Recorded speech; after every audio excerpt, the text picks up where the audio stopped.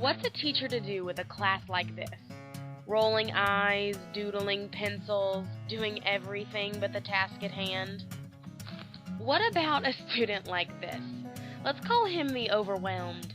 It kind of seems like he's lost his motivation. There are a lot of contributing factors to a student's level of, attention in class, and one of those factors is comprehension. If a student is not comprehending what they are learning, it is a surefire way for them to resort to checking out mentally. So let's look at reading comprehension. Simply defined, reading comprehension is understanding and interpreting input. Basically, it's a student's ability to take in all of the information given and have it come out with meaning to them. So let's say the input is peanut butter and jelly. If the student is comprehending what they are eating, they can interpret the distinct taste of the peanut butter, the jelly, the bread. They can know if there was crust. They can decide if they would want another. Comprehension. Taking this food analogy a little further, it's time to talk about what educators can do to enhance comprehension. First, teachers can activate background knowledge. Show the students the recipe. What went into the making of a book is just as important as the book itself, in the same way that ingredients can make or break a recipe.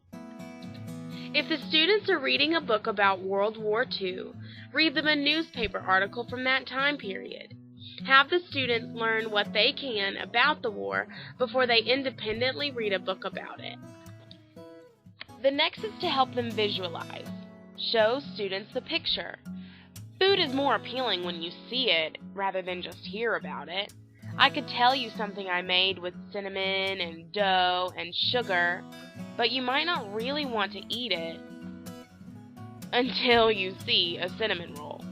In the same way, the students might not be interested until they are able to visualize what they're reading about in their book. If readers of Frindle cannot understand what it would be like to live in a small town, show them a picture and talk about it, or let them draw their own picture of what they think it would be like to live in a small town.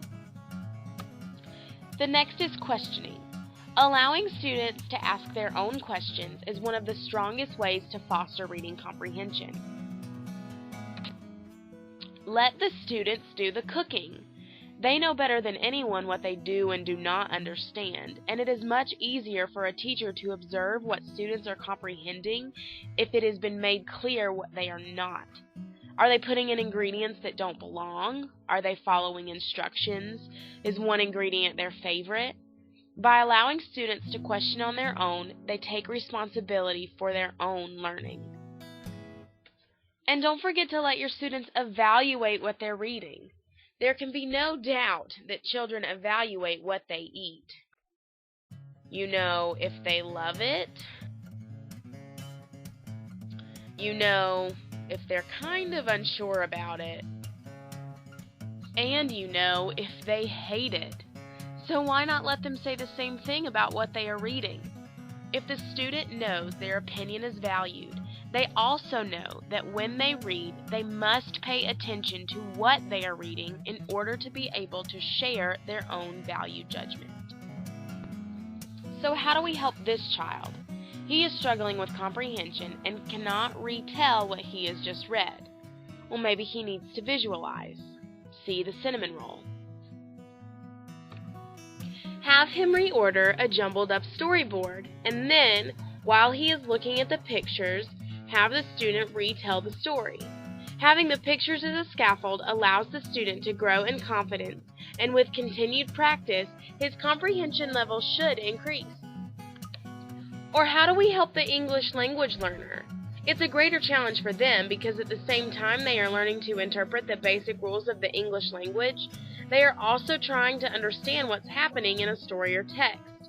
Retelling and answering questions can be very difficult for them.